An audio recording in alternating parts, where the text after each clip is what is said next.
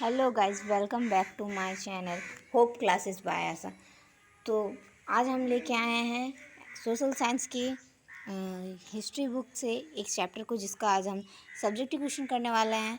और इस क्वेश्चन को देखेंगे और जितने भी सारे क्वेश्चन हम अच्छे से करेंगे। तो चलिए देर न करते हुए हम क्वेश्चन को पढ़ते हैं और समझते हैं और बोर्ड एग्ज़ाम को पार करने की कोशिश करते हैं। चलिए, तो पहला नंबर क्वेश्चन पे आते हैं। तो पहला क्वेश्चन है हमारा, राष्ट्रवाद से आप क्या समझ। देखिए, चैप्टर का नाम ही है हमारा यूरोप में राष्ट्रवाद का उदय। तो क्वेश्चन तो आएगा ही कि ये राष्ट्रवाद होता क्या है। और यहाँ कुछ चैप्टर के नाम से ही हमको पता करना ये चैप्टर ये कहना क्या चाहता है। तो क्वेश्चन भी आपसे पूछा ही जाएगा कि राष्ट्रवाद क्या है। तो चलिए क्वेश्चन पे आते हैं। ऑब्जेक्टिव क्वेश्चन मैं बाद में करा दूँगी, अभी मैं आपको सब्जेक्टिव क्वेश्चन करा रही हूँ। मैंने वैसे भी ऑब्जेक्टिव क्वेश्चन कुछ कराया है शायद, आप लोग देख लीजिएगा, नहीं तो मैं करा दूँगी। राष्ट्रवाद से क्या समझते हैं, चलिए इसका आंसर देखते हैं। चलिए आंसर पे आते हैं। राष्ट्रवाद किसी राष्ट्र की सामूहिक पहचान होती है जो लोगों को एक समूह, इतिहास, परंपरा, भारतीय जातीयता और संस्कृति के आधार पर स्वयं को एकीकृत करती है। देखिए, ऐसे भी कह सकते हैं कि राष्ट्रवाद एक ऐसी विचारधारा है जिसमें सभी का सोच और भाषा, इतिहास सबको एक चीज़ माना जाता है। जैसे कि हम लोग कहते हैं ना कि हम भारतीय है, तो ये हमारी राष्ट्रीय पहचान है, ये हमारे सबकी पहचान है। चाहे हम कोई अलग धर्म से हैं, चाहे कोई अलग जाति से है, इससे कोई कोई हम लोग को मतलब नहीं पड़ता है। हमें मतलब पड़ता है तो हम भारतीय है, क्या है, तो हमारी राष्ट्रीय यही पहचान क्या है, राष्ट्रवाद है। राष्ट्रवाद हमारी पहचान क्या है, भारतीय, कि हम भारतीय। तो बस ये इसी तरह का क्वेश्चन है कि राष्ट्रवाद क्या है।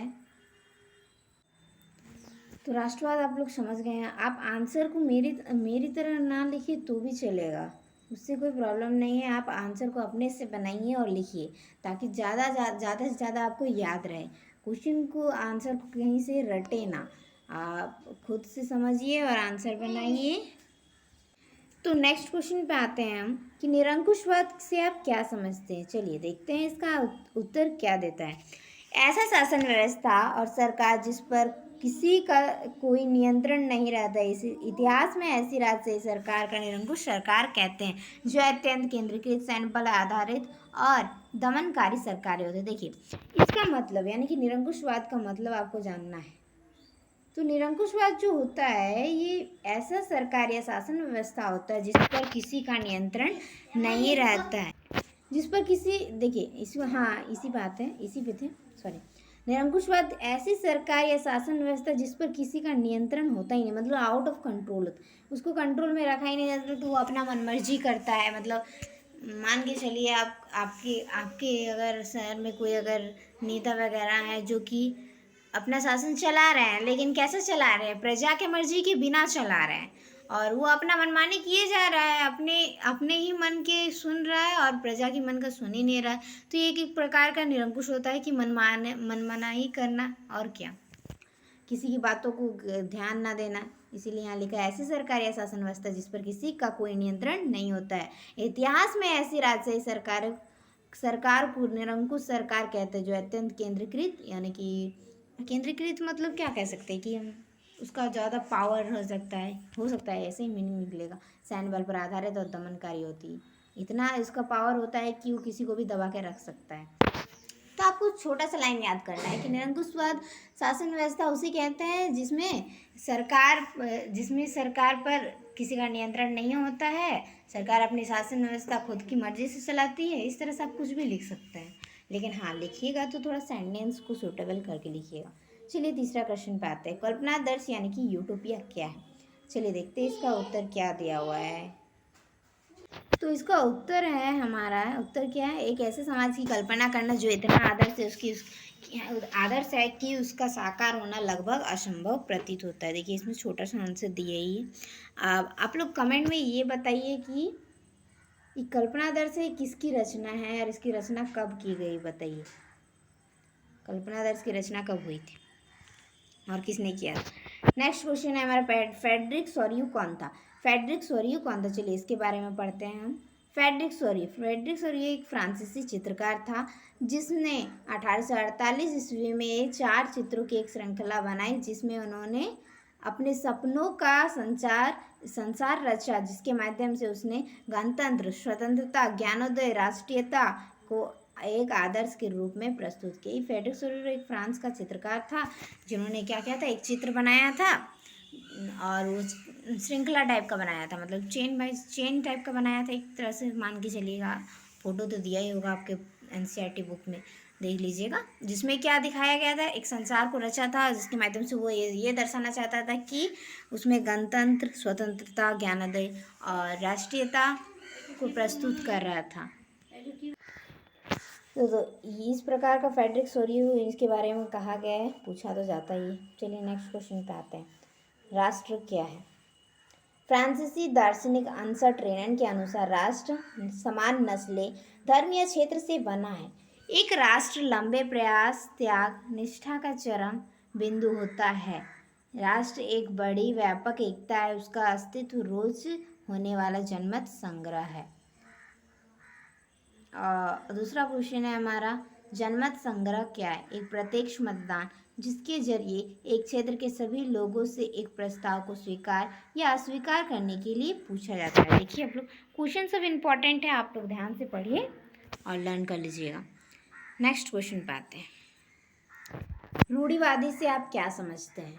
ऐसी राजनीतिक दर्शन जो परंपरा, स्थापित संस्थाओं और रीति रिवाजों पर जोर देता है और तेज बदलाव की जगह क्रमिक और धीरे धीरे विकास को प्राथमिकता देगी। इसका हम शॉर्ट ऐसे समझ सकते हैं कि ऐसी विचारधारा, मतलब ऐसे लोगों में विचारधारा जैसे कि वो ऐसे लोगों की विचारधारा होते हैं जो कि पुराने रीति रिवाज और पुराने परंपरा, पुराने सारे नियम कानून का पालन करते हैं, और वो क्या करते हैं, जो हमारे डेवलपमेंट्स होते हैं और नए जो परिवर्तन होते हैं नियम कानून में, वो सब वो नहीं मानते हैं।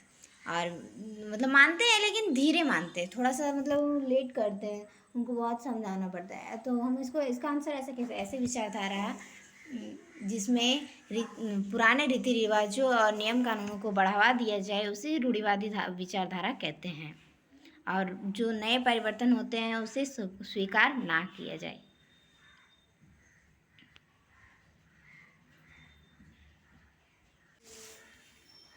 तो रूढ़िवादी का मतलब आप सभी को समझ में आ ही गया होगा। नेक्स्ट क्वेश्चन पे बढ़ते हैं। उदारवाद से आप क्या समझते हैं? चलिए उदारवाद की ओर बढ़ते हैं। उदारवाद शब्द लातीन भाषा के मूल लिवर पर आधारित है, लिवर पर आधारित, जिसका अर्थ है आज़ाद। दैट मीन्स स्वतंत्रता भी कह सकते हैं। नए मध्य वर्गों के लिए उदारवाद का मतलब था व्यक्ति के लिए आज़ादी और कानून के समक्ष सबकी बराबरी। देखिए ये सब पॉइंट है जो याद रखिएगा, मेन पॉइंट। और आगे लिखता है कि उदारवाद एक ऐसी सरकार के पक्ष में था जो सबकी सहमति पर बना हो। उदारवाद निरंकुश शासक और पादरी वर्ग के विशेष अधिकारों की समाप्ति, संविधान तथा संसदीय प्रतिनिधि का सरकार का पक्षधार था। देखिए ये जो है लातिन भाषा के मूल लेबर शब्द से उत्पन्न हुआ है और इसका अर्थ होता है आज़ाद, और मध्य वर्गों के नए मध्य वर्गों के लिए उसका मतलब था व्यक्ति के लिए आज़ादी और कानून के समक्ष सबकी बराबरी। और ये सरकार जो है ऐसे पक्ष में था जिसमें सबकी सहमति बना रहे, और ये क्या था, निरंकुश शासक और पादरी वर्ग के विशेष अधिकारों की समाप्ति करना चाहता था। संविधान तथा संसदीय प्रतिनिधि सरकार का पक्षधर था। नेक्स्ट क्वेश्चन पे आते हैं हम। 1815 ईस्वी की वियना संधि के क्या उद्देश्य थे? देखिए 1815 ईस्वी में वियना संधि हुआ था, तो इसका उद्देश्य पूछा गया। उन कई सारे बदलाव को खत्म करना जो नेपोलियन युद्धों के दौरान किए गए थे। दूसरा है हमारा बुर्बो वंश को पुनः सत्ता में बहाल करना। तीसरा है हमारा फ्रांस की सीमाओं पर कई राज्य कायम करना ताकि फ्रांस भविष्य में फ्रांस विस्तार ना कर सके। यही था इसका उत्तर। और एक लास्ट क्वेश्चन आज 10 नंबर प्रश्न तक कराएंगे, बाकी आपको आगे के क्वेश्चन दूसरी वीडियो पे मिल जाएगा।